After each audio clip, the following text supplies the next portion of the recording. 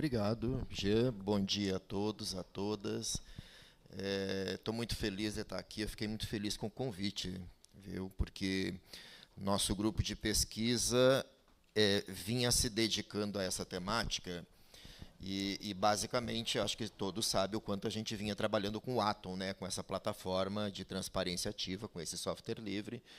E nós não nos dedicávamos ao Tainacan até então, exatamente pela sua gênese, né? O que é o Tainacan, aonde ele foi construído. Ele nasceu nos museus, nasceu para os museus e não para os arquivos, né?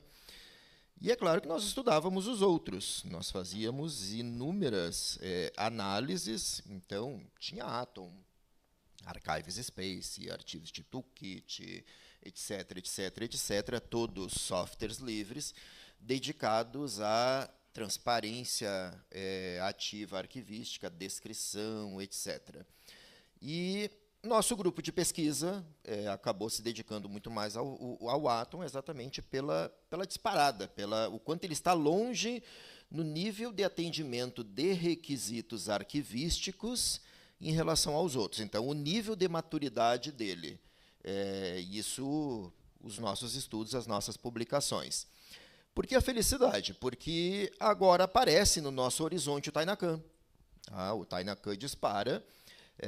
A gente até ouvia alguma coisa de algum uso do Tainacan em arquivos, mas que para a gente não era muito bem visto isso. É bem visto agora quando há uma instituição, quando há uma institucionalidade, um trabalho.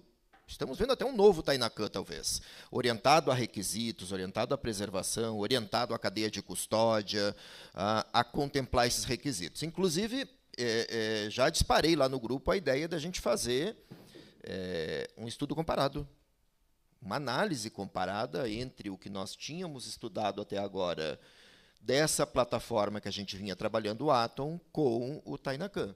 Começar a aplicar os mesmos critérios.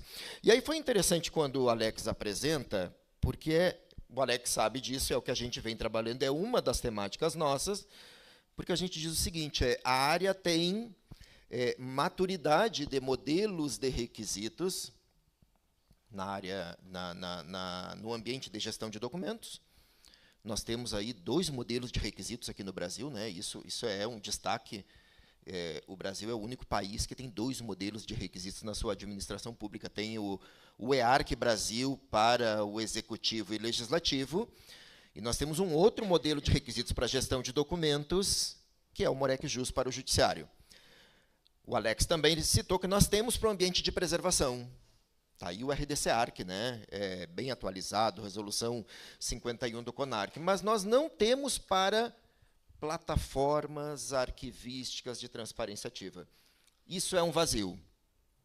Isso é algo que a gente vai ter que tratar. E aí a minha ideia é subverter um pouco. Esse aqui é o link, se vocês quiserem acompanhar. A apresentação permite comentário também, né? Então, quem quiser depois dar um feedback para a gente aceita. Mandem, o pessoal do grupo de pesquisa, os bolsistas, vão dar um jeito da gente compilar, tentar responder, e também para a gente tentar nivelar como é que andam as nossas investigações. Eu só não sei para onde apontar, acho que é para lá, né? Mais um ainda. Aí, então, antecedentes. E eu vou virar um pouquinho aqui, porque eu não trouxe material, não trouxe computador para apresentar. Pode? Eu vou ficar em pé, gente, senão eu vou ficar torto aqui, eu vou voltar com uma lordose para casa tremenda, né? Deixa eu puxar um pouco esse microfone e ver se vem. Então, antecedentes. Esses antecedentes, já que a gente nunca havia estudado, e sim estudado o Atom, agora o que a gente vai se preocupar? A gente vai se preocupar, e esse é um exercício que eu tentei fazer como trabalho de casa, né? Eu me dediquei a estudar um pouquinho os requisitos que nós estávamos trabalhando para tentar colocar nessa proposta de estudo comparado. Bom, estudo comparado a gente sabe, objetos, critério, base teórica, metodológica e análise crítica. O que eu vou tentar focar para vocês? Os 3 próximos, um pouquinho para cá, para que a câmera pegue, né, gente? Me ajuda com o fio aí? Os 3 elementos... Aqui, obrigado, viu? os 3 elementos, então, tirando a questão do elemento comparado. Então, eu tenho o critério, eu tenho a base teórica metodológica e a análise crítica. O que eu tentei focar? Daqueles estudos que nós vínhamos fazendo, focar para tentar contribuir para o projeto do Tainacan. A parte de fundamentos e requisitos da arquivística, que fundamentos uma plataforma de transparência arquivística tem que contemplar. Que requisitos? Aquilo que o Alex já apresentou. Quais os requisitos? Funcionais, não funcionais e regras de negócio. Modeloais. Modeloais. A arquivologia tem que estar orientada a modeloais. É a norma mais importante no mundo de preservação digital sistêmica, que dá a linha de custódia daqueles 3 lugares, né? Gestão de documentos, preservação e acesso. O consumer. A RAG. Isso é uma preocupação importante nossa. A IA orientada à RAG nos arquivos. Para não acontecer o que está acontecendo. A gente está colocando, a maioria das instituições, nós temos levantado isso, estão colocando documentos sensíveis nas plataformas de IA. Dados sensíveis para testar, para verificar a resposta, para fazer descrição. E uma outra teoria, que é a teoria do iceberg, né? A IA está respondendo tudo aquilo que a gente está perguntando na teoria do iceberg, quer dizer, aquilo que ela atinge. Eu pergunto, a IA está atingindo os acervos dos arquivos de vocês? Não, né? Não, então a gente tem provavelmente aqueles 89% que estão debaixo, que estão ocultos. Então, a RAG, a recuperação ampliada, ela vem exatamente para isso, para entrar dentro do nosso acervo, para trabalhar com o nosso material. As plataformas de transparência ativa têm que estar capazes disso, têm que ter dados vetorizados, tem que ter interconexão, uma LLM que seja capaz de servir para análise de RAG. Software livre, que é um requisito fundamental. Transparência ativa, é diferente de acesso, tem que ficar claro isso. Acesso requer demanda, pedido. Transparência não requer pedido. Transparência quer dizer que o documento está publicizado. Transparente. Isso faz toda a diferença na área dos arquivos. Quantos de vocês que têm material digitalizado dos seus acervos, ou digitizado, mas que ele não está publicizado? E, muito provavelmente, ele é público, mas ele está ocultado, ele está trancado, ele está opaco, com cultura do segredo, com cultura do sigilo. Lugar de memória digital, aqui tentando fazer um diálogo com o Noha, tentando fazer um diálogo com o piano, com o Jorne Simon. Não só o lugar de memória, o edifício, o local, o acervo, mas um lugar de memória ressignificado, digital. Profícuo, né? Profícuo, a ativação, a rememoração, aos esquecimentos. Os lugares que eu estou colocando os meus documentos, eles conseguem fazer isso? O acesso que eu dou para o meu usuário, ele consegue contemplar esses requisitos? Gente, tem arquivo dando acesso de documento para o usuário por e-mail. Será que isso aí é um espaço profícuo de ativação da memória, de ressignificação, de rememoração? Não, é claro que não, mas não é só o e-mail que eu mando e eu rompo com o meu usuário. Eu não dou multinível, eu não dou metadado, eu não dou correlação, eu não dou contexto, eu não dou nada. A verdade é que os sites fazem isso também. A verdade é que quando eu uso um sistema que não é arquivístico, e é por isso que a gente não estudava ainda o Tainacan, um sistema que não é arquivístico, um sistema que é para biblioteca, um sistema que é para museu, um sistema que é para gestão de sites, colocar documento arquivístico é não ofertar lugar de memória digital.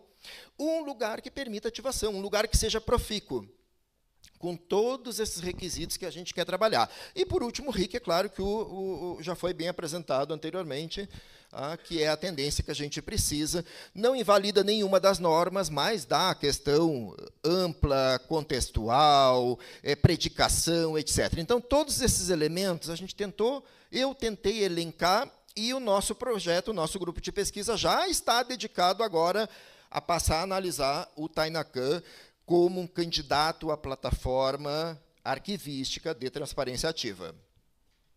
Tem 2 documentos aí que eu já recomendo para vocês.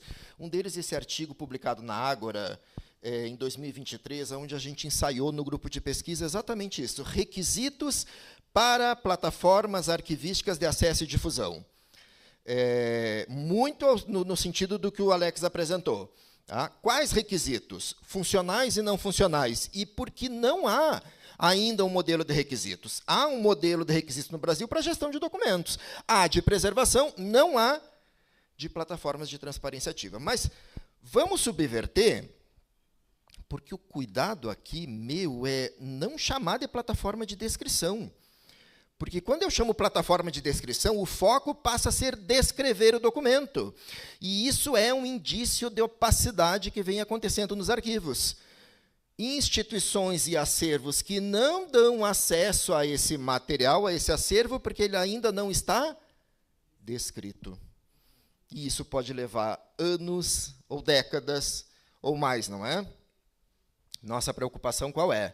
Se o documento está identificado, tem identificação arquivística, por que eu estou restringindo o acesso dele? Isso não é cultura? Não é uma cultura de opacidade, cultura do segredo, cultura do sigilo? E eu estou penalizando o meu usuário, eu não vou dar acesso àquele documento, eu não vou publicizar enquanto ele não estiver totalmente descrito, totalmente revisado. O penalizado é o usuário. Então, o documento tinha que estar transparente, mesmo que ainda não descrito. E até porque tem um outro critério. A descrição deixou de ser coisa de permanente. A descrição deveria ser feita lá no corrente, lá na sua gênese. Então, a tendência é que cada vez mais os documentos já venham pré-descritos na sua gênese, ou on the run, na linha de custódia, na acumulação, nas transferências. Então, muda, subvertemos, não é a plataforma de descrição. Não é isso que o WISE diz. O WISE chama de consumer, usuário, plataforma do usuário, plataforma de... Se eu chamar de acesso, eu estou sendo opaco, porque opaco quer dizer que o usuário tem que pedir. Então, a ideia é que nós chamemos, terminologicamente falando, de plataforma de transparência ativa. Esse é o foco, essa é a ideia. Dentro dela, dentro do consumer, do DIP, da terceira entidade do modelo WISE, lá dentro nós vamos tratar o acesso daqueles documentos que tem que ter requisito, daqueles documentos sensíveis, daquela instância da plataforma de transparência que vai ser pública e outra que vai ser privada no VPN, porque tem documentos sensíveis, documentos privados. A gente falava um Atom público e um Atom interno em VPN. Agora a gente vai poder falar, num futuro breve, um Tainacam público e um Tainacam privado em VPN, tratando esses dados sensíveis. Terceira entidade em transparência ativa. E essa apresentação lá do Mercosul, até que ponto a gente realmente necessita de modelo de requisitos para essas plataformas de transparência ativa? Terceira entidade do modelo WISE, ou seja, o pacote DIP. É claro que nós necessitamos, foi uma provocação. É uma mudança ontológica, definitivamente. Né? Tainacam nasceu museológico, para o item. Tá? O arquivo é contexto, o arquivo exige organicidade, autenticidade, confiabilidade, rastreabilidade. É uma transformação estrutural. Não é estética, não é por formulário. Não é pôr um ISAD-G, não é colocar um ISAAR, não é colocar a SDI, a ISDF. Não, não é curadoria. Não é uma excelente plataforma de curadoria.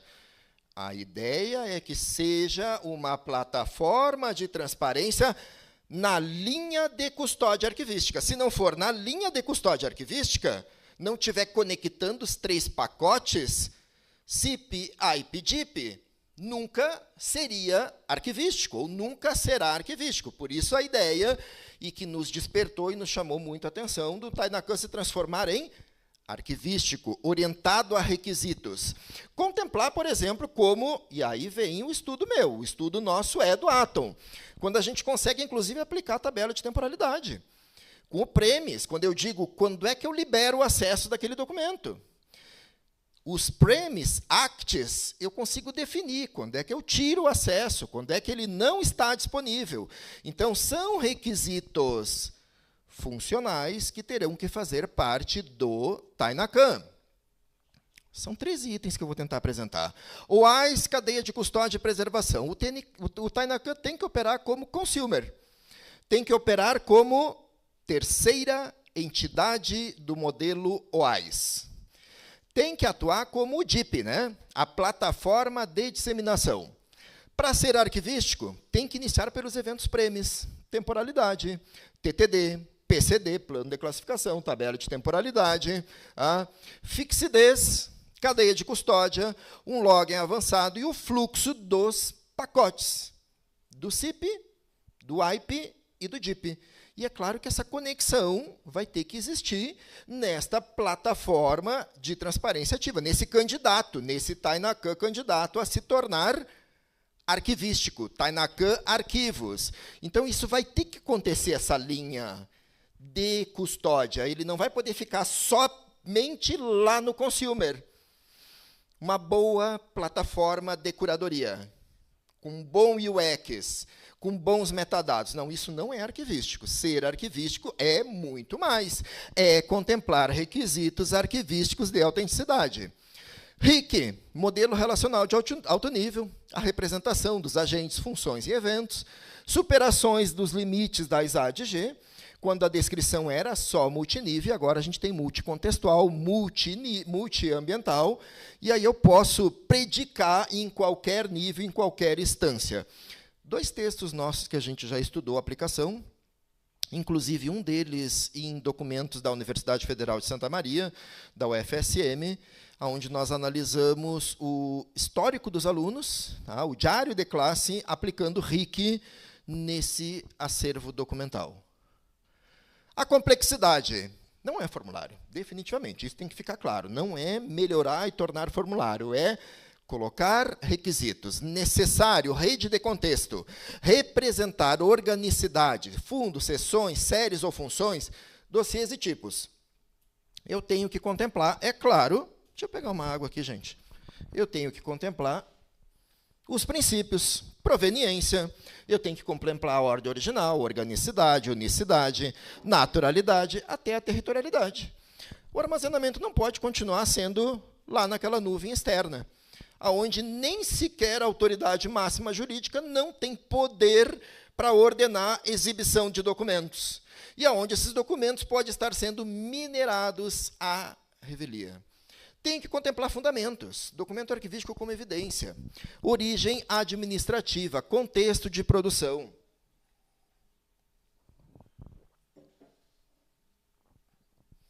Software livre. É completamente inadmissível uma plataforma nos arquivos, bom, em biblioteca, em museu, que vai gerir, preservar ou dar acesso da res pública, né, da coisa pública, num software proprietário. Isso é completamente inadmissível, algo que o Tainacan já tem totalmente resolvido. Tá? Mas isso é algo que a gente tem que ter sempre como premissa. Não podemos adotar software proprietário em acervos públicos. Quer adotar no seu acervo privado? Tudo bem. A res pública não pode ser colocada, nem acervo de biblioteca, nem acervo de museus, nem acervos de arquivos, sob hipótese alguma. Tá? A IA generativa, que é a RAG, a teoria do iceberg. Então, nós temos que contextualizar uma melhora das respostas. A gente tem que dar uma infraestrutura institucional para os nossos servidores, para eles usarem uma IA nossa. Porque eles estão usando a IA pública. Eles estão. A gente tem dialogado com setores, com secretarias, com o Ministério, e os servidores da casa estão usando, e estão pegando dados sensíveis, e às vezes vão lá e taxam aquele PDF, achando que taxar vai ser suficiente para anonimizar o dado. O dado continua lá dentro, naquela camada interna do PDF, e estão sendo enviados dados nossos, seus, para essas plataformas, ChatGPT, DeepSeek, etc, etc, etc. Então, nós temos que ter infraestrutura local, RAG, uma IA para chamar de sua. Mas não é só isso. O mais importante é a teoria dos icebergs. É a teoria de que hoje a IA não está vendo os documentos de vocês. Ela está dando resposta para o cidadão, para o usuário, com aquilo que ela foi alimentada na web. Na internet, nos blogs, nas redes sociais, naquilo que foi digitalizado. Mas aquilo que foi digitalizado não é o que vocês têm dentro dos arquivos de vocês. Então, o que vocês têm, e por mais que esteja numa plataforma, muito provavelmente ela não está vetorizada, que é a necessidade para fazer IA. E é isso que o nosso grupo tem se dedicado a fazer.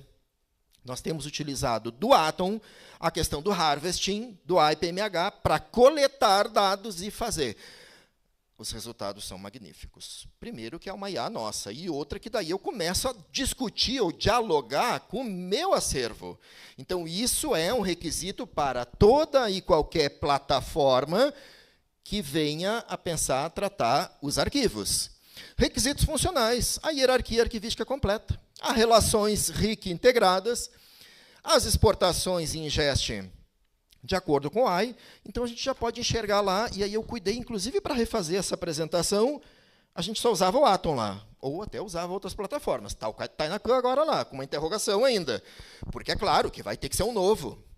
Porque, pelo que a gente está falando aqui, não será só a curadoria, não será só formulário, não será só UX, serão requisitos, será uma preservação em linha de custódia, deverá ser, com princípios, com fundamentos, com IARAG, com aqueles formulários, com interoperabilidade e etc. Mas como plataforma de transparência arquivística em cadeia de custódia. Requisitos não funcionais, uma acessibilidade avançada, WCAG, que é algo que o Atom avançou bastante, já é hoje verificável, então, isso também é outro elemento a ser contemplado. Escalabilidade para grandes fundos, caso do Double Sites do Atom, com 7 milhões de documentos, a gente sabe que o Atom começa a sobrecarregar. Acima de 7 milhões, a gente tem que ir para aquela metodologia de Double Sites, onde a gente escala o ambiente com um site interno, um site público. Então, essa é uma preocupação para o Tainacan também, porque nós temos acervos absolutamente gigantescos, arquivos nacionais, arquivos estaduais gigantescos, que vão crescer muito mais do que 7 milhões, mais do que 100 milhões de documentos dentro. Segurança, fixidez, autenticação forte, etc. As regras de negócio. Uma contextualização obrigatória, uma ordem original preservada, trilhas de auditoria completas e imutáveis, os UUIDs, com a plataforma de preservação. E aí também cuidei para colocar lá. Agora, aquilo que a gente tem no Arquivemática, que a gente dispara o pacote para o Atom, né? Está perguntando ali, aquilo é um microserviço do Arquivemática, do Arquivo Permanente Digital. O Arquivemática, ele tem hoje, fazer o upload para o Atom, fazer o upload para o Archives Space, para o Content.gm, não fazer o upload, só armazenar, e ele tinha no passado aí o Binder, que era uma solução de museus do MoMA. Saiu porque foi descontinuada aquela ferramenta. O que é o nosso anseio? Que muito prontamente apareça lá o Tainacan, um outro elemento lá, upload para o Tainacan. Então, além de disparar para o Atom, para o Content.gm, a possibilidade de eu mandar o DIP do Arquivemática diretamente lá para o meu Tainacan. Por que transparência ativa, então? Né? Por que é tão importante mudar a terminologia? Eu gosto de trazer esse acórdão do TCU. E estamos falando de arquivos municipais. Mas foi um puxão de orelha esse acórdão. O 2050, por favor, tenham acesso a ele, porque eles disseram o seguinte: mais da metade dos municípios avaliados disponibiliza documentos ou informações específicas sobre obra pública, dispensa de... Não compartilha, perdão. Com o que é disponibilizado por essas prefeituras, não é possível fazer consulta de informação básica como valor, período de execução, empresa contratada, objeto, empenho e pagamento realizado.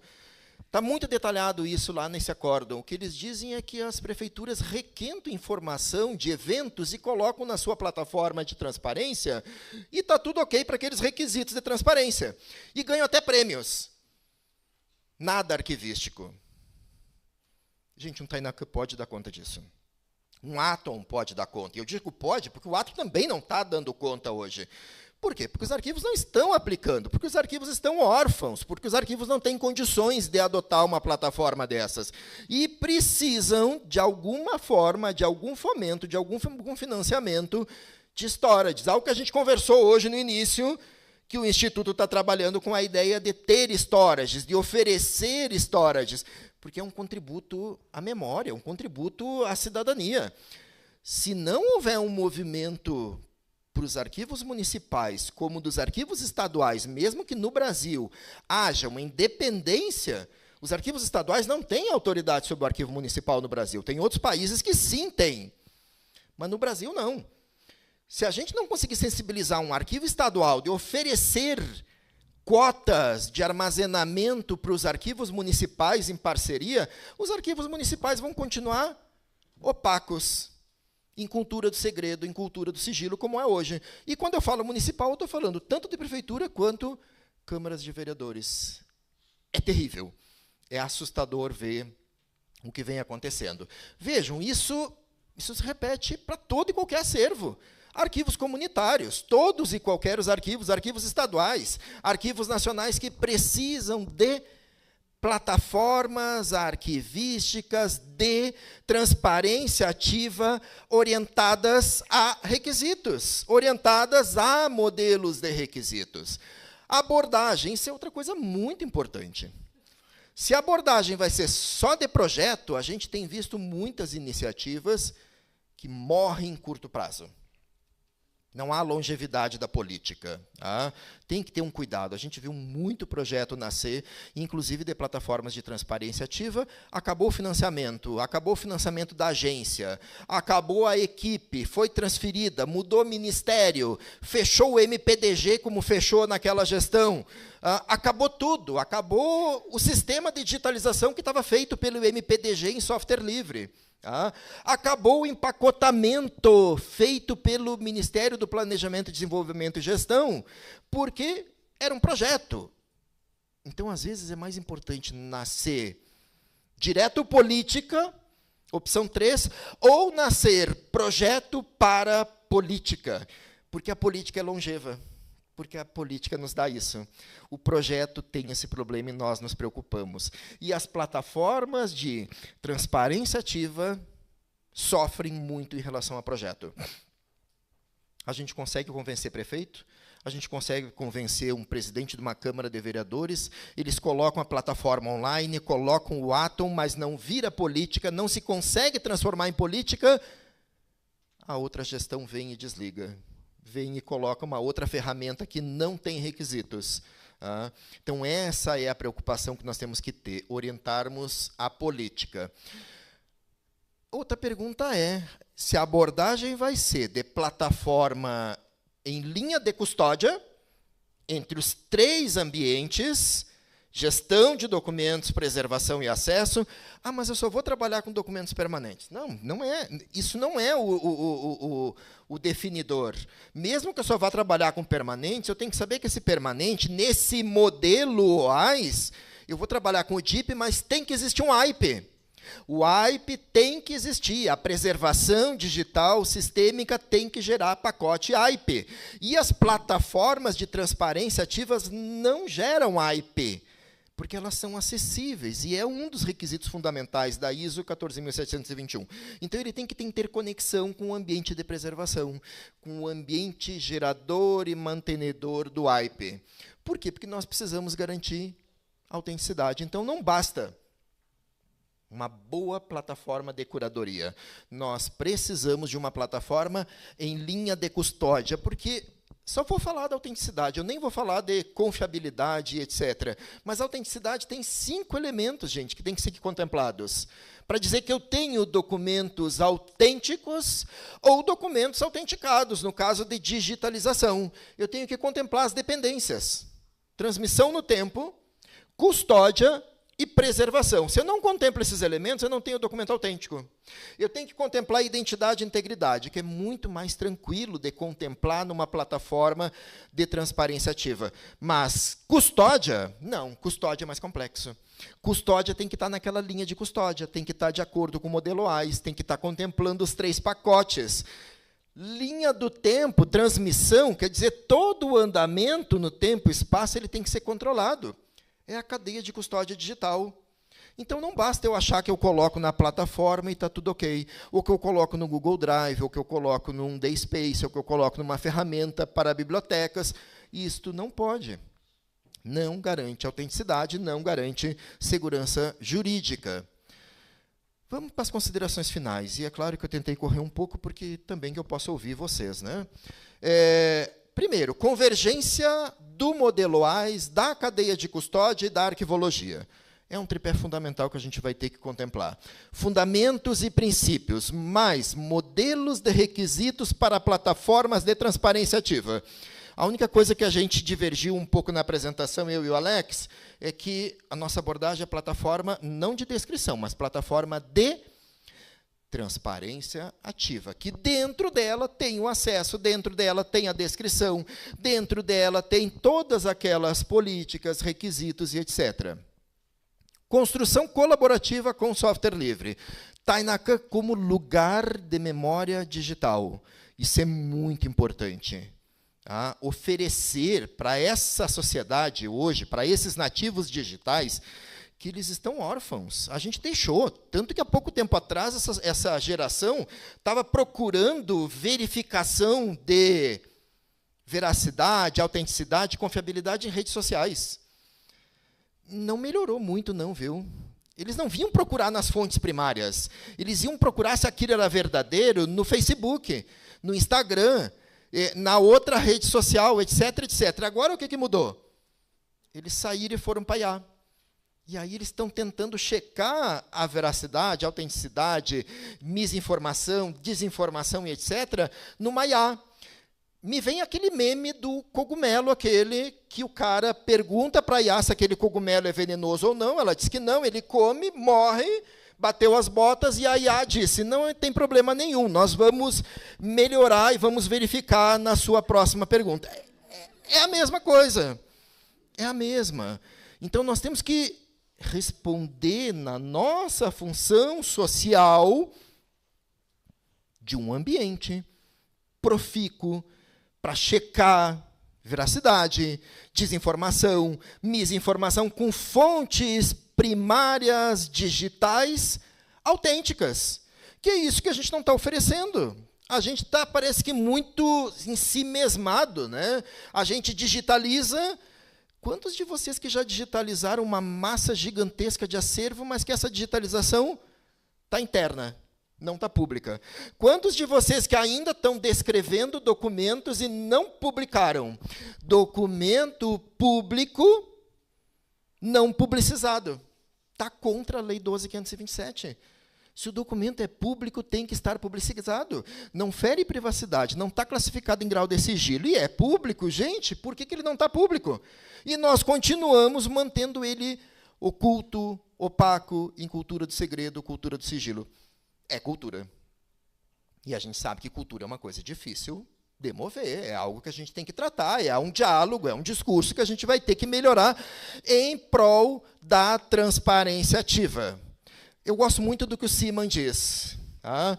Embora a memória seja basicamente um processo interno, a sua projeção não se realiza num vazio. Não se realiza naquele acervo, naquele arquivo, naquele memorial, naquele centro de documentação, que o usuário, o pesquisador pede algo e eu mando o documento por e-mail. Ainda acontece. Ou coloco aquele documento numa plataforma que não é arquivística. Tá? Colocava, por exemplo, numa plataforma para bibliotecas, numa plataforma para museu. Aí está tudo errado. E por que eu vim tão feliz? Porque agora não é uma plataforma de museus para museus, é uma plataforma que está sendo pensada para arquivos, para contemplar requisitos, para garantir segurança jurídica. O que o Tainaka é? Um SI, o que ele era até então, e com cuidado, porque ele não era nosso objeto de estudo, inicialmente voltado para coleções museológicas, baseado em WordPress, PHP, com uma interface moderna, etc. Ótimo para difusão pública e interoperabilidade, mas sem requisitos arquivísticos, que é aquela metodologia que a gente está tentando colocar à baila. Ótimo para essa difusão, fortemente orientado a itens e coleções, mas não contexto, organicidade, cadeia de custódia, autenticidade, confiabilidade, preservação digital sistêmica integrada a um RDC-ARC, como Arquivemática, ou como qualquer outro. Tem que haver uma interoperabilidade. Eu posso um dia não usar essa plataforma, usar outra, mas se eu tiver orientado a requisitos, eu vou ter que ter essa possibilidade. Conclusão, para se tornar uma plataforma arquivística de transparência ativa, o Tainacan tem que evoluir de sistema de itens para sistema de processos, de contextos, de organicidade, relações, custódia digital arquivística autêntica e confiável com preservação digital sistêmica interconectada a um RDC, a um repositório digital confiável. Para transformar nesta plataforma, precisa-se de uma reestruturação de ontologia, com aqueles fundamentos que nós discutimos, com aqueles princípios, com aqueles requisitos funcionais, não funcionais, regras de negócio, independente de existir um modelo. Como o Alex falou, tem uma dificuldade política, né? Tem uma dificuldade burocrática para elaborar esse modelo. Mas, mesmo ele não estando publicado, modelo de requisitos para a plataforma de transparência ativa, a ciência tem isso. Nós temos isso construído. Uma arquitetura técnica OASIS CCDA, metadados com RIC, PREMIS, EARC e MOREC JUS, preservação com RDC-ARC como Arquivemática em cadeia de custódia digital, uma transparência, um software engineering voltado para contemplar vetorização, IA, indexação em containers. O resultado final seria algo definitivamente sem precedentes no Brasil. Porque a gente é refém, realmente. A gente até teve algumas iniciativas no passado de fork do Atom, forquear ele, ou seja, fazer uma cópia e trazer ele, e investir numa plataforma arquivística, mas isso não seguiu adiante. Teve nome, foi batizado, não continuou, mostrando que não pode ser um projeto, né? Não pode ser um financiamento, a não ser que ele nasça como projeto para virar uma política. Com pai, com financiamento, com mãe, com requisito, com uma orientação à ciência.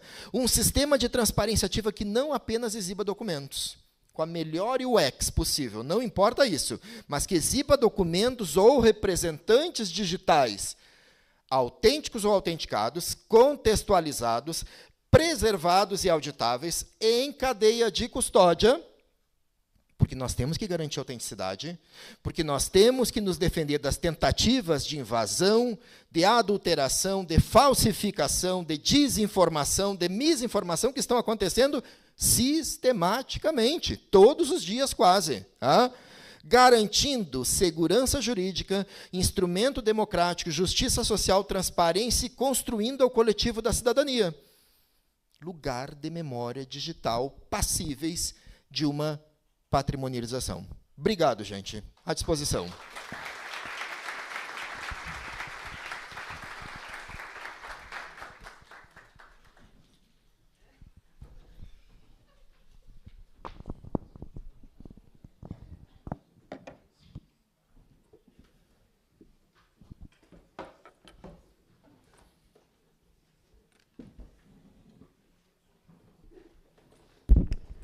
Pronto, pessoal, a receita de bolo tá dada. Agora a gente vai passar alguns anos construindo e nos encontramos na próxima.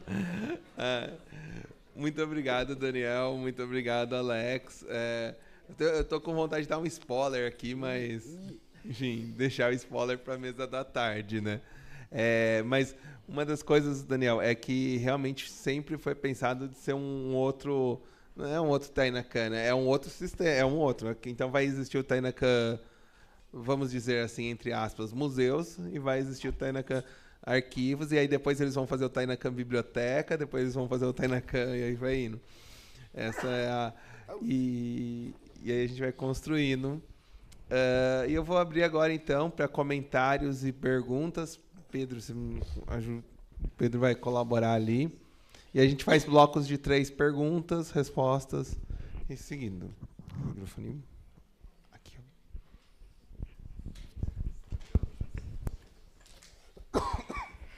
Oi, boa tarde. Eu sou Tayane, sou arquivista, né? O professor conhece. Eu sou orientanda do Dalton e a gente está pesquisando alguns requisitos. O objetivo é pegar o que tem no AIS para conseguir essa interoperação entre o Tainacan e o Arquivo Emática. Então, alguns elementos que o senhor trouxe aí na sua apresentação, a gente já está preocupado com isso, né? Principalmente a minha ideia era que a gente conseguisse, na verdade, preservar o que já está difundido, porque a gente tem trabalhos de anos de instituições que juntou ali um recurso muito alto, muitos pesquisadores, muitos documentos de arquivo que estão sendo tratados ali pelos museólogos, né, a parte do museu, e que estão lá e que não estão com requisitos de segurança. Então, para dar esse aparato assim de que a gente está preocupado com isso, sim. E aí eu tenho uma pergunta que pode ser respondida pelo professor Alex ou pelo professor Daniel, que será que a gente não está trazendo... primeiro que eu acredito que a gente tem que criar um modelo de requisitos aplicáveis gradual para essas plataformas. E aí eu digo isso porque a gente precisa pensar nas instituições, por exemplo, do interior, que nunca vão conseguir colocar todos esses metadados arquivísticos aí em prática. É impossível para a realidade, para o recurso, para a mão de obra que tem. Então, trazendo para a nossa realidade... E aí, principalmente pensando no professor Alex, né, que tem muita ligação direta com o Arquivo Nacional, então se a gente não poderia transformar isso numa política de uma aplicação de um modelo gradual para essas instituições pequenas. Na nossa pesquisa, a gente descobriu que o Arquivo do Canadá, o governo do Canadá tem feito isso com o modelo OAIS. Eles criaram um modelo derivado do modelo OAIS para aplicação em pequenas instituições. Então, não é só uma realidade brasileira. Então, se a gente não poderia pensar num modelo de aplicação gradual desses requisitos, e menor ainda, eu vi que o professor trouxe ali, né, um modelo que seria o inicial e o avançado, mas, na minha visão, e aí essa é uma visão pessoal, ainda é um modelo muito avançado, mesmo o básico para nós arquivistas, quando a gente traz os nossos colegas das outras áreas correlatas que estão lidando com documentos de arquivo e com essas questões que precisam ser difundidas.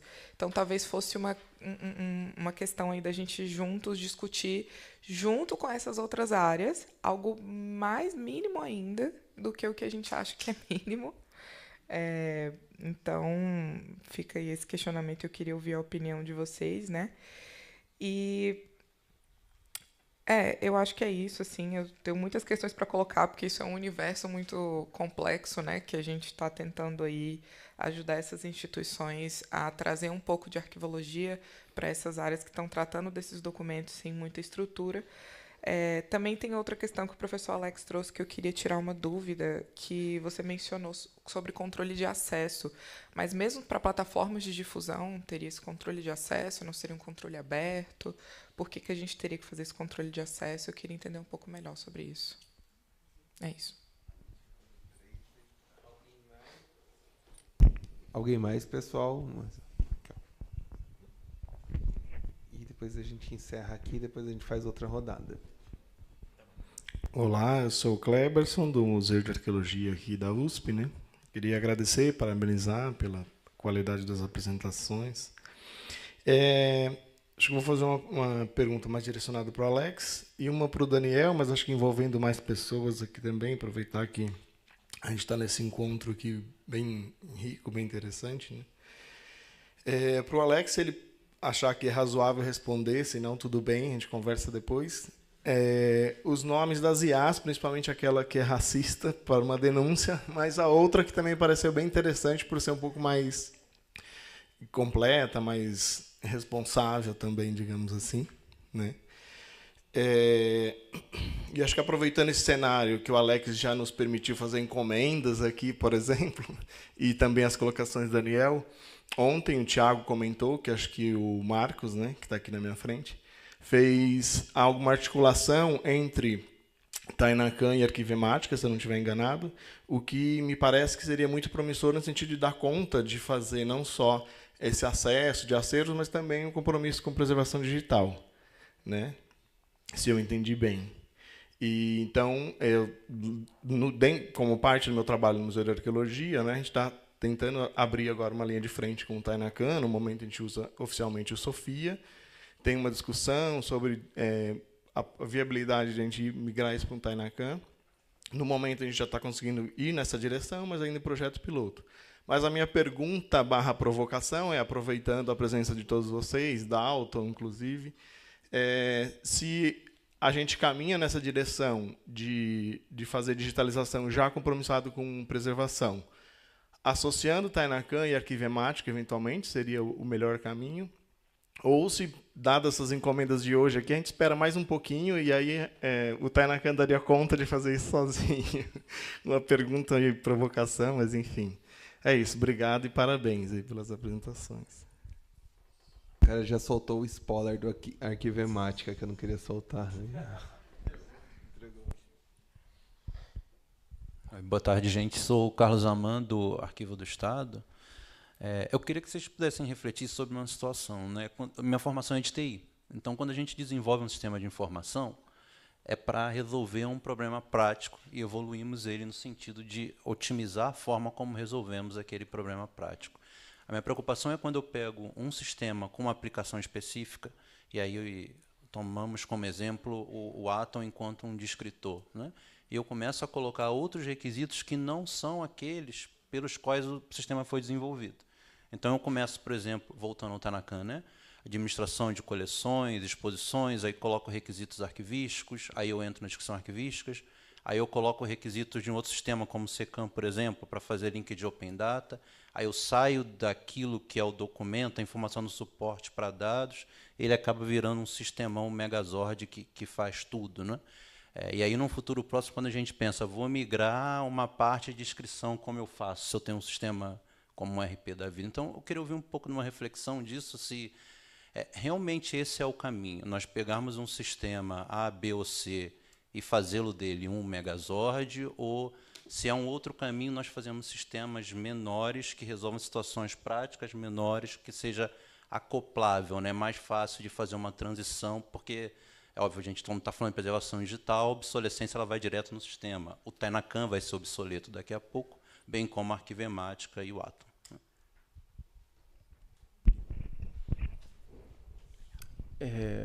Vou ver se eu vou lembrar de tudo. Com relação à pergunta da Tainá. Eu tenho trabalhado num projeto no Arquivo Público do Estado do Espírito Santo, e lá eu desenvolvi uma ferramenta para diagnóstico de maturidade baseado na Resolução 51 do CONAR, que é de RDC-ARC. Então, a minha proposta, e eu gosto muito de trabalhar com modelos de maturidade, é desenvolver uma metodologia em que, a partir desse diagnóstico de maturidade, a própria ferramenta te sugira planos de ação para progredir na maturidade do diagnóstico. Então, você dá um exemplo muito simples. Tem um requisito lá da Resolução 51 que diz que a sua instituição tem que ter um mandato declarado e publicizado, alguma coisa assim. Então, para você sair do nível 0 para o nível 1, instituir uma política de preservação digital onde você declare isso. Então, eu vou sugerindo ações para você progredir. E não só isso. A ideia é que, para além de sugerir que, por exemplo, você precisa instituir uma política de preservação digital, é que eu já te dei um modelo de política de preservação digital. Então, é subsidiar a progressão sistemática até que, a partir do nível 3, vocês já consideram um RDC-ARC implementado, e a partir do nível 3 são ações é um plus, né? São ações mais incrementais. Mas a gente entende que o nível 3 já seria o nível de aderência. E eu sempre acho que essas soluções, esses modelos, devem partir de modelos assim. Eu estava até conversando acho que foi com a Aman ontem, que há muitos anos atrás, mais de 10 anos atrás, eu estava no Arquivo Nacional, aí um determinado arquivo público de um município, que eu não vou lembrar, virou para mim e falou, então, a gente tem feito aqui um projeto de digitalização, então a gente tem usado os celulares, tinha uma câmera casa e vídeo da vida, aí eu virei e falei assim, mas assim, vocês não fazem digitalização de substituição, óbvio. E se o que vocês produzem atende à necessidade de acesso de vocês com o recurso que você tem, perfeito. Eu não vou dizer que está errado. É o ideal? Não é o ideal, mas tem aquela que o bom é inimigo do ótimo. Então, e é a questão do conceito de qualidade. Qualidade é aquilo que atende às suas expectativas para aquela sua necessidade específica.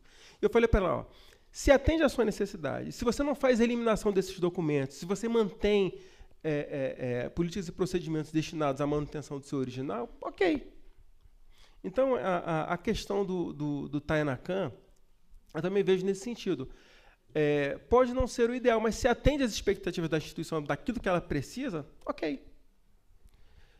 Mas também isso não pode ser um impeditivo para a evolução desse cenário. Então, se eu sei que, por exemplo, o celular não me atende, ou me atende parcialmente, isso não quer dizer que eu não vá buscar mecanismos para conseguir melhorar essa minha infraestrutura de digitalização, para que um dia eu tenha, de fato, uma infraestrutura ideal para fazer aquilo.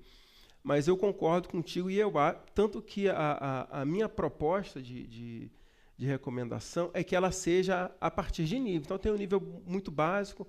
É que, na verdade, o básico e avançado eram 3 níveis, só que eu acabei juntando, botei um intermediário junto para não ficar muito extenso. Mas a ideia é que eu tenha esses níveis, que eu possa ir progredindo nesses níveis até chegar num contexto ideal, onde eu possa ter uma integração com uma ferramenta de preservação, onde eu consiga gerar todos os metadados necessários para a garantia de autenticidade, em que eu tenha todo o ciclo compreendido. E, principalmente, porque a maioria das instituições que fazem o uso da ferramenta não fazem gestão.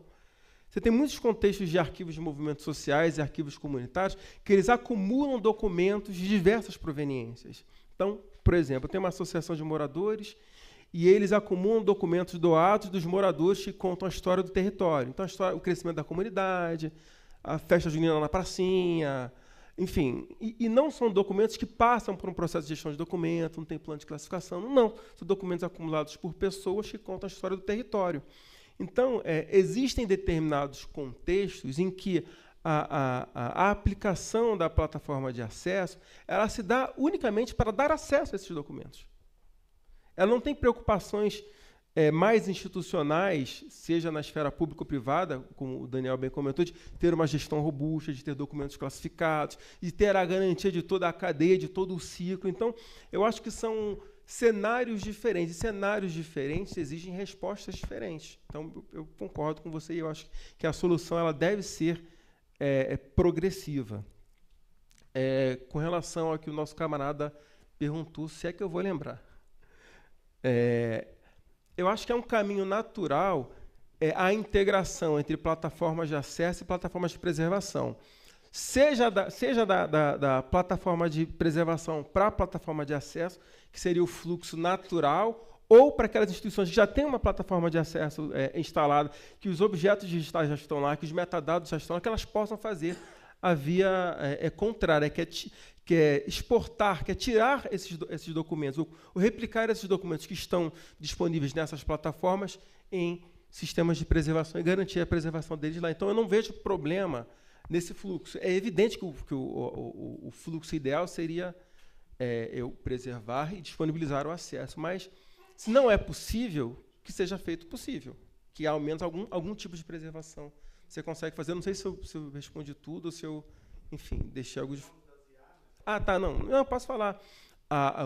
Foi o ChatGPT e o Gemini, mas em versões pagas.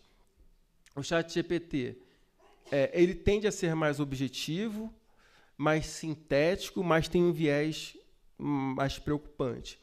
O Gemini, que eu gosto mais, ele costuma ter uma abordagem, ele costuma ter um olhar para outras dimensões do objeto, uma dimensão social e cultural que o ChatGPT não é capaz de observar e não me apresentou enviesamento. Entendeu? Mas são experimentações mais a nível de uma pesquisa mais superficial, que falta um pouco mais de aprofundamento. Mas eu já tenho feito algumas pesquisas para entender melhor quais são os limites e possibilidades que essas ferramentas podem nos dar. É claro que eu já me perdi. São 3, eu não lembro de quase nada, e eu acho que eu vou fazer confusão entre as perguntas. A Tayane falou algo que eu acho super importante, vocês estão fazendo, parabéns, que é quando... Eu acho que foi a Tayane, não foi o Cleberson. Eu acho que é a questão de já ter acervos armazenados na plataforma de transparência ativa, mas que ainda não estão sendo preservadas. E é claro que isso é interessante, porque ela contempla a finalidade da ciência, né? A arquivologia, a finalidade dela mudou, ela deixou de ser de preservação para transparência, ela evoluiu ao longo dos séculos, né? Então, quer dizer, se eu não tenho condições de prover a preservação, a transparência tem que ser feita logo. Tem, mesmo que eu não consiga preservar. Então, eu tenho que botar o Atom, eu tenho que botar o Tainacan, eu tenho que botar o Tainacan arquivos, não o Tainacan não arquivos, né? Como já está sendo dado spoiler aí. Tá? Então, esse módulo é importante porque a gente tem feito a chamada cadeia de custódia inversa. A gente pega da plataforma de acesso o DIP e traz o DIP para dentro da plataforma de preservação. No Atom, a gente tem feito com a captura dos objetos digitais que estão no Uploads, no /Uploads, e os metadados em EAD, XML EAD. Vai lá no nível mais alto e exporta tudo. Se são várias descrições, esse trabalho é manual. Então, a plataforma não tem. Não tem, é tudo muito manual. Que bom que vocês estão construindo, parabéns, porque isso é muito necessário. Tem várias instituições que precisam disso, de poder fazer cadeia de custódia inversa. E não há nenhum problema em relação a isso. Na verdade, a instituição está atendendo a transparência de verdade. Não tem preservação, vai fazer transparência. Tem outra coisa que você falou, que eu concordo com o que o Alex falou. Não dá para ter outra resolução mais simples. Eu acho que a boa prática principal é níveis de maturidade. Tem uma orientação da COSA, que é aquele Conselho dos Arquivistas dos Estados Unidos, que eu gosto muito daquele modelo deles, porque um framework muito legal, e que vocês estão adotando lá com a professora Tânia, no Espírito Santo, etc., e que ele chega a ter um dos níveis lá, que o arquivo pode nem ter o RDC, o repositório digital confiável, mas ele só faz pacote. Num dos níveis, ele faz o pacote de preservação, o CIP, e já é um nível. Então, é exatamente para contemplar esse tipo de instituições que não vão ter um repositório digital confiável, que não vão contemplar metadados, mas, assim, ó, acima de tudo, política, né, gente? A gente tem ausência de política. As plataformas digitais, o próprio Atom, eu consigo customizar ele e entregar ele para um usuário dizendo, você não vai pegar os 26 campos da ISADG. Eu coloco no formulário dele somente 5. Mas tem que ter política, porque senão acontece também, na ausência de políticas, por exemplo, os arquivos que a gente vai fazendo. Olhem só os metadados do EARC Brasil. Vocês já resolveram a questão da classificação do EARC Brasil para a preservação e o acesso? Acho que não, né? Acho que não.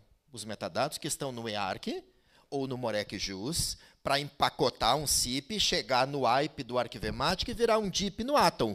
E para ele popular os metadados lá do Atom.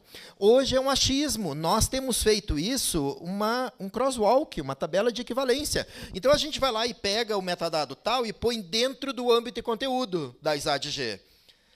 Isso é falta de política, isso é falta de um crosswalk, isso é falta da autoridade arquivística, né, emanar políticas mais firmes em relação a isso. Então, até a questão dos metadados pode ser resolvido.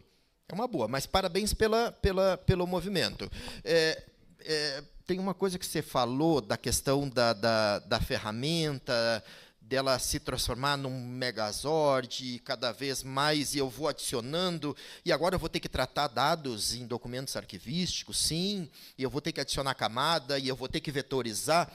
Eu acho que vem de novo a política, porque a gente vai fazendo isso sempre na implementação de software, né? A gente vai lá, especifica requisitos on the run, no achismo, né? O cara de TI, o cara de arquivo, o que eu preciso? Você precisa disso, então eu vou fazer. E acho que não podia ser, tinha que ser sempre modelo. Sempre modelo de requisitos. Tem que publicar modelo de requisito. A autoridade arquivística não pode fugir dessa prerrogativa, mesmo que demore. É a autoridade. A autoridade arquivística tem que emanar e tem que dizer. Então, a partir do momento que existe isso de uma plataforma, ou como faz a LOC lá, da Biblioteca do Congresso Americano, que definiu o padrão de empacotamento, que definiu o padrão METS, que definiu o padrão PREMIS. Olha que feito. A gente tem uma especificidade tremenda de arquivo, biblioteca e museu, cada um tem os seus metadados, né, para a fase de gestão e para a fase de transparência. Mas vocês já se deram conta que na fase de preservação, a gente tem um único esquema de metadados mundial, que é o criado pela Lockheed, que é o PREMIS? Vocês entenderam o nível de interoperabilidade e de interdisciplinaridade construída pela Lockheed, pela política emanada pelo PREMIS? É um único padrão de metadados. É o mesmo usado em biblioteca, para preservação, é o mesmo usado em museus, para preservação, é o mesmo que os museus têm que adotar quando vão fazer um RDC, e isso é para fechar, porque as outras perguntas eu já me perdi. Mas para fechar RDC não é só para arquivo. Parece que no Brasil ficou muito forte. RDC é para arquivo, ficou estigmatizado. É arquivo que tem que ter repositório digital confiável. É arquivo que estuda a ISO 14721. A ISO 14721 não é dos arquivos. A 14721 é das bibliotecas, é dos museus, e os museus têm que fazer preservação digital sistêmica. Os museus têm que empacotar. Os museus não podem só ficar com plataforma de acesso. Tem que gerar AIP. As bibliotecas que têm o seu sistema de gestão de bibliotecas, o seu Corra, o seu Sofia, o seu Pérgamo, etc., etc., não estão fazendo preservação digital enquanto não gerarem AIP dentro de um RDC. Não é preservação digital. Não é preservação digital manter documentos e metadados em banco de dados, porque a literatura já se posicionou, as áreas interdisciplinarmente já se posicionaram. Preservação digital tem como prerrogativa armazenamento em pacotes do modelo AIS. CIP, AIP, DIP, bibliotecas que não fazem isso tem um problema, não estão preservando. Fazer backup não é preservar. Fazer multicópia não é preservar. E aí você falou algo que eu achei interessante. Vocês estão usando um software proprietário com a coisa pública, né? Isso é de reflexão de vocês. Obrigado.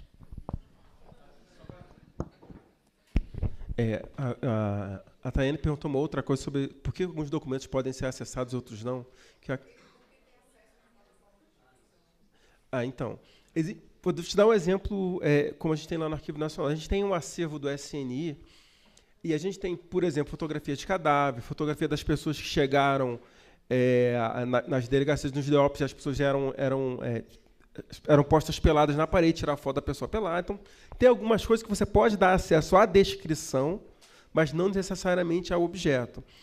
E existem algumas situações, muito embora o próprio CONARC tenha emanado uma resolução que trata da aplicação da LGPD para acervos permanentes, que você pode dar acesso ao documento, mas por algum motivo tem que tarjar nome, CPF, RG, fazer a anonimização dos dados. Então, existem situações em que você restringe o acesso ao documento, mas dá acesso à descrição, e tem outras situações que você dá acesso ao documento, mas com anonimização e com restrição a algumas informações contidas no próprio documento. Então tá ótimo. Pessoal, vamos fazer a última rodada e depois a gente já passa para as respostas com as considerações finais. Tudo bem? Quem mais tem alguma questão?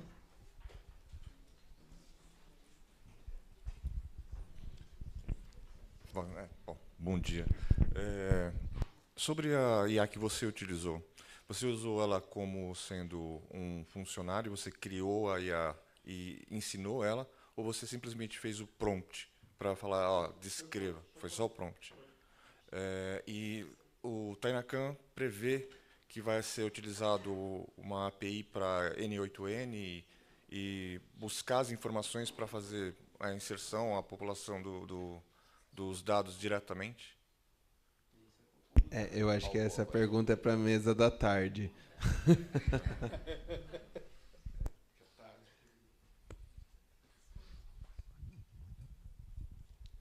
Bom dia, eu sou a Lilian, do Arquivo Geral da USP. Gostei bastante das duas apresentações, foram bem interessantes e potentes, né?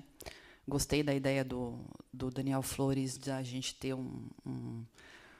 algo voltado para a transparência ativa e não necessariamente para o acesso, mas eu vou colocar uma questão que foi suscitada mais na fala do Alex, que comentou, né, durante a fala, o uso minoritário que se tem, né, da normativa que trata das funções e das atividades, e esse é um ponto muito relevante e muito caro para nós lá na USP, no Arquivo Geral.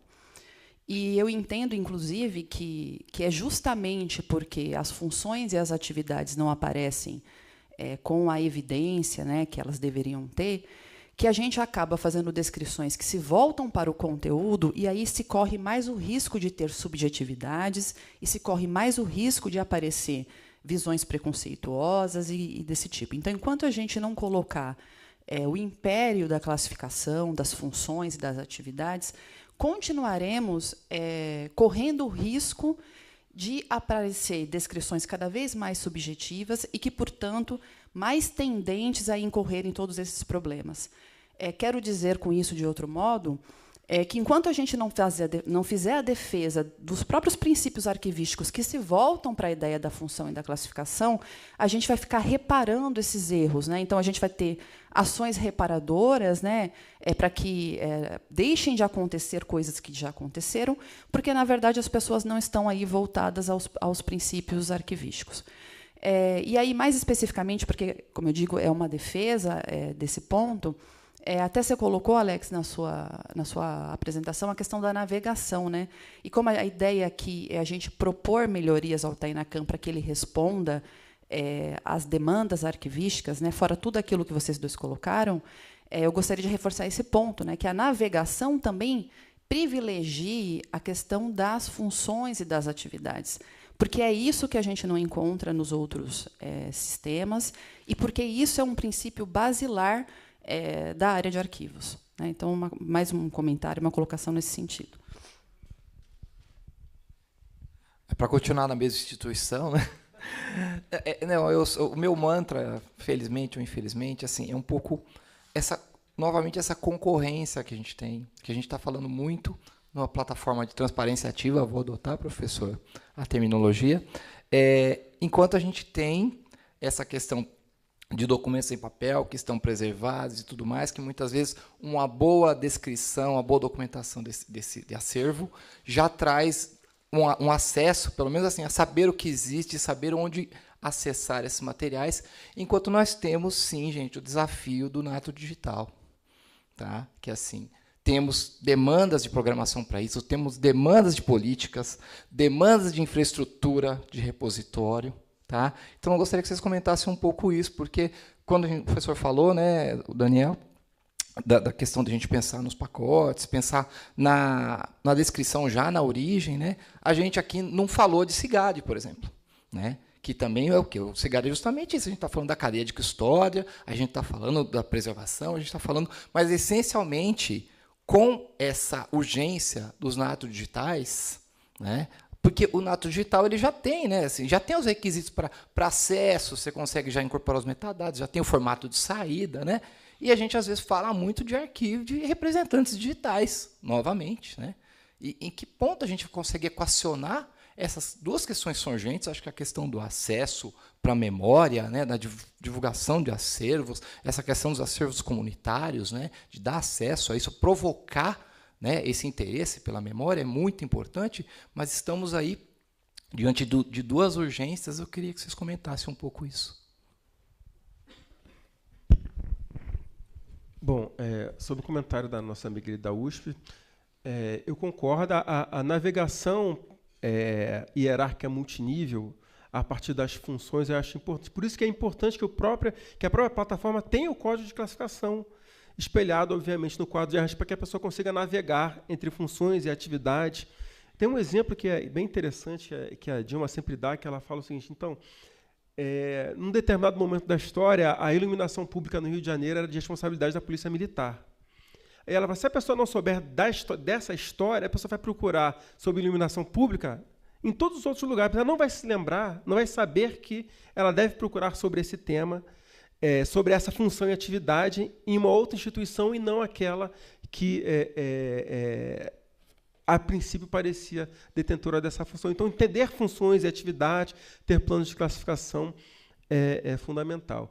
E a gente tem um outro problema, como o nosso outro amigo ele comentou, que é o seguinte: o CONARC emana as resoluções como recomendações, e não tem um poder de obrigar os órgãos e entidades do SINAR a implementar. Tanto que o EARC Brasil, ele é de 2007, né, Daniel? 2007. Quantos CIGADs a gente encontra no mercado? Sejam eles de prateleira ou desenvolvidos.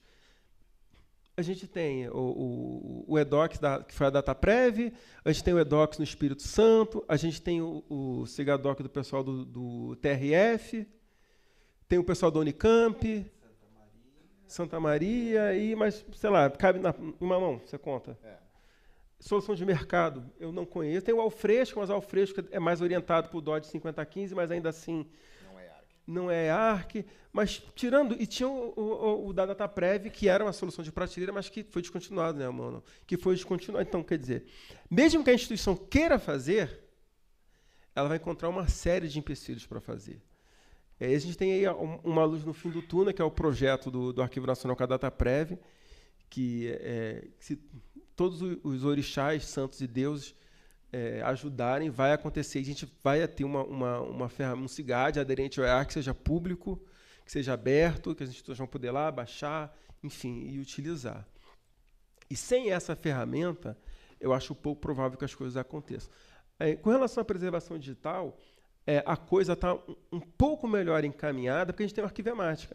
O Arquivemática, pessoalmente, eu acho uma ferramenta ruim, mas é o melhor que existe. Então, tipo, é o que tem e é o melhor. Mas ele está longe de fazer tudo aquilo que a gente espera que uma ferramenta de preservação faça. Mas a gente tem uma solução.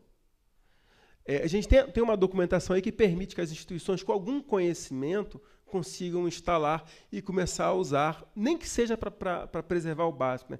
PDF, porque é textual, JPEG, porque é imagem, e fazer o basicão. Mas para a gestão não tem. É isso, não vou deixar para o Daniel. Lilian. Como é o nome do colega da USP também? Hermes. Lilian, tem um comentário interessante que você falou, porque o Atom, por exemplo, e até falando do Atom, porque antes de sair o Tainacan Arquivos, né, que vai sair, a gente já está pedindo aqui para tarde, eu não vou estar, mas com RAG, né, com vetorização, para a gente conectar um LLM, sabe, um Olhama, que é tudo que a gente quer. O Atom, ele tem o módulo de funções. Ele tem a SDF toda pronta lá, mas a questão é que é uma questão cultural nossa de não usarmos. Se a gente fazer uma visita, agora uma varrida nos Atoms no Brasil, a grande maioria não define funções no Brasil. Inclusive, a própria questão terminológica de função é algo que a área tem que refletir, a questão terminológica. Função e atividade. A norma e a SDF vai lá e coloca as duas quase como sinônimo, porque a gente sabe que tem um quiprocó teórico em relação ao que é atividade e o que é função. Tá? E porque a gente sabe que tem classificações que são por função, tem classificações que são por assunto, tipológica, etc, etc. Então, é algo que a gente tem que resolver. As plataformas têm, e a gente não usa. Deveríamos usar. Inclusive, o Atom faz a própria ligação da função, das subfunções, até chegar à atividade, com as próprias descrições, com o PCD, com o plano de classificação e etc. A gente não tem feito. A gente vai fazer um registro de incorporação, a gente já pode definir função e definir a descrição. E aí vem o que o Hermes falou, a questão dos digitais, dos nativos digitais, né? É algo pendente que a gente vai ter que dar conta. Principalmente porque, no momento do nato digital, a gente tem os metadados por estarmos mais próximo do fato, da produção, da gênese daquele documento, né? E a gente está perdendo. Olha o caso das assessorias de comunicação, que a gente tem trabalhado muito. Elas têm todos os metadados ali naquele momento. A fotografia tem a pauta pré-estabelecida, tem quem é o fotógrafo, foi a posse do reitor, tem tudo. Mas não tem nenhuma política e nenhum sistema institucional para capturar essa informação. E essa informação, depois, ela é toda eliminada. E aí a fotografia chega lá no arquivo permanente, e aí o arquivista lá no arquivo permanente, o historiador, etc., quem é esse aqui? Quem tirou essa foto? Que evento? Então, esse absurdo tem que parar, a gente vai ter que dar conta, a gente vai ter que resolver o problema da gênese, a descrição na gênese, sabe? Porque a gente sabe que tem até tipos documentais que já têm determinados metadados implícitos, que nem estou falando do conteúdo do documento, é o tipo documental. Então, assim, é algo que a gente vai ter que fazer. Isso se resolve com política. Sem política não tem longevidade, a gente vai continuar sofrendo. Então, ótimo. Pessoal, muito obrigado. Acho que foi uma mesa assim, muito fundamental, como todas as outras. Eu já ia falar, se a gente tivesse saindo o CIGAD do Arquivo Nacional, eu ia falar Itainacan CIGAD também. Já ia colocar... Mas, Alex e Daniel, eu agradeço muito pelo tempo de vocês, pela dedicação que vocês fizeram em preparar essa mesa, que viram assim, como ela foi realmente cuidadosamente, de uma maneira afetiva, para realmente poder acontecer. Eu acho que, como eu falei, tem a receita de bolo, agora é discutir ela, comprar os melhores ingredientes e conversando. Muito obrigado. E acabando pontualmente a 1 hora, que a gente está muito bem. Obrigado, pessoal. Até a parte...